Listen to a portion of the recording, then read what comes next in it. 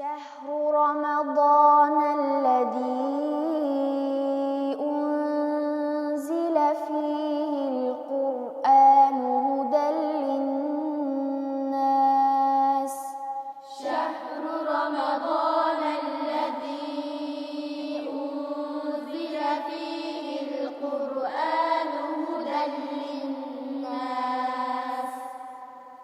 وبينات من الهدى والفرقان. وبينات من الهدى والفرقان. İbadətdə usul köp, fəzilətə bay bolğan, məğfirət həm bərəkət, rəhmətlərə liq tolğan, cənnətlər kəng içilib, dozaq məhkəm taqilib, yetib gəldi bizlərə xoş mübarək Ramazan. أعوذ بالله من الشيطان الرجيم. بسم الله الرحمن الرحيم. ومن الناس من يشتري لهو الحديث ليضل عن سبيل الله بغير علم ويتخذها هزوا أولئك لهم عذاب مهين.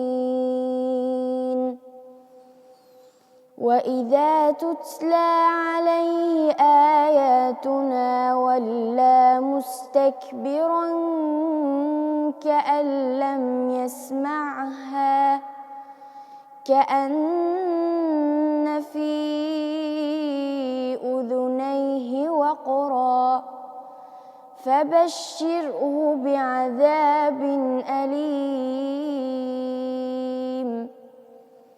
إن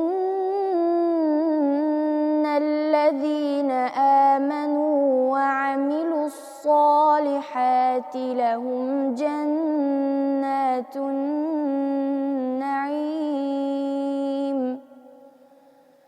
خالدين فيها وعد الله حقا وهو العزيز الحكيم.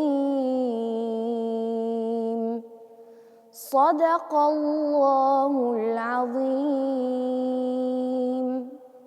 Bu yerdeki lehvel hadis, quruq gap, xurafat, masxara, kulka, chaqchaq hikoya, efsane, roman, naqsha qatorliqlarga o'xshash narsalarni o'z ichiga oladi. İbn Hashim Muhammad ibn Ishoqning bir rivoyatini naql qiladi. Makka kuffarlari to'sib qilishga shuncha uringan bo'lsa-mu, payg'ambar sallallohu alayhi vasallamning da'vati keng tarqalmoqda edi. Shuning bilan Nazir ibn Haris Quraysh kishilariga sizlarning bu kishiga taqobil turish uchun qo'llangan ash usulinglar bilan ajiba uning ishi oqmay qolarmi? Bu kishi kichkidan sizlarning oranglarda cho'ng bo'lgan va bu kunga qadar axloqiy nuqtadan sizlarning eng yaxshi odaminglar bo'lib kelgan. Hammadan bek rostchil, hammadan bek omonatdor bo'lib kelgan tursa, endi sizlar u daxon, sehrgar, shoir, saran deb yursanglar kim ishinidir? Ajiba kishilar sehrgarlarning qandoq afsun o'qiydiganligini, daxonlarning qandoq so'zlarni qildiganligini bilmasmi? Shoirni va she'riyatni tushunmasmi? Ajiba kishilar saranliqning qandoq bo'lganligidan xabarsizmidir? Qani bu ayblashlarning qaysi birini Muhammadga yoqtira olaysizlar? Qaysi biri kishilarni ishontirib, ularning diqqat e'tiborini to'sib qola olaysizlar? To'xtanglar, buning chorasini men qilib beray, dedi.